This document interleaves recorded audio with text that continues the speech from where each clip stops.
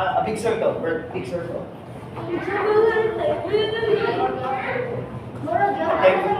Leo.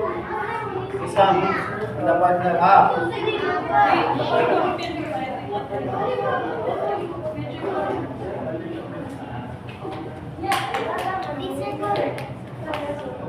Okay, maybe that is Leo. Leo. So now, to add on what we learned yesterday, the drive action. So we have to make sure that our leg action, leg action should be 3. And the foot action, footwork and direction. Importante tayo nino. Okay, why? Once nga dili ta sakto sa posisyon, maglisod ta to do the next step.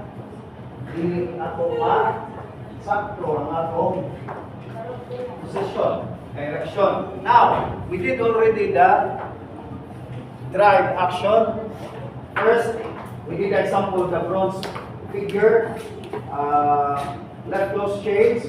We did already this one, lowering, resisting, sending, control, collect, push, collect, and recover. So, apply this 1, 2, 3, and 1, 2, 3, and 1, 2, 3, and. Now, next, I want to make sure, yesterday, ako nang hatag gamay idea about sa inyong alignment of direction. Kung sa akong giingon, at first, ay nung mo, asa ko nag-face. Very good. Diagonal to the wall. Make sure it's really diagonal to the wall. Or else, if you're going to start line of dance, then you have a problem. Right? So, here. Right? For example, for the first step, 1, 2, 3. So I'm still facing diagonal to the wall. But next is, this is the common mistake. I have to make sure I'm going to face line of dance. So some is 1, 2, 3. Now where am I facing? I'm facing diagonal to the wall, back into the center. So I have the problem of doing the next step. So kung sa may tabo, nahanglan ako mo effort to do a big step. Kulang man ako amount of turn, ihatag there is a second step. So I have to make sure the second step, I'll be facing line of dance. So that it's easy for me to face to the diagonal to the center. Okay? So that's the importance of the direction.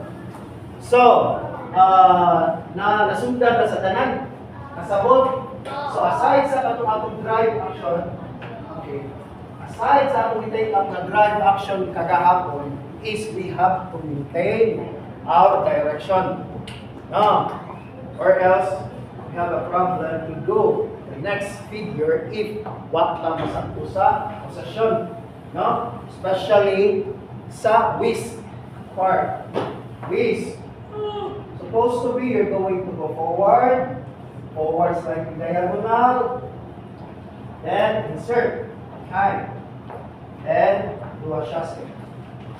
So, kung siya akong nakita gahapon, kung sa ito akong i-correct gahapon, nakainumdum sa quiz, kung sa'y mostly makita.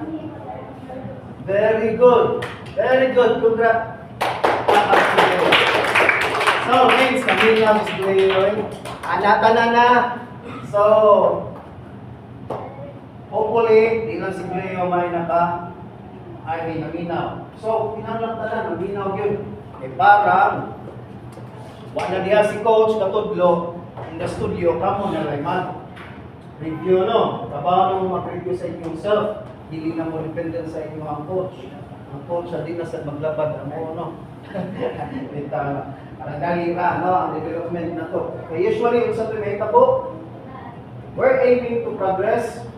Then suddenly, gawas ka sa linya. Nawa ang iyang momentum going progression. So, like this, 1, 2, 3 siya. Same, line dance, still diagonal. Okay? So, kuha,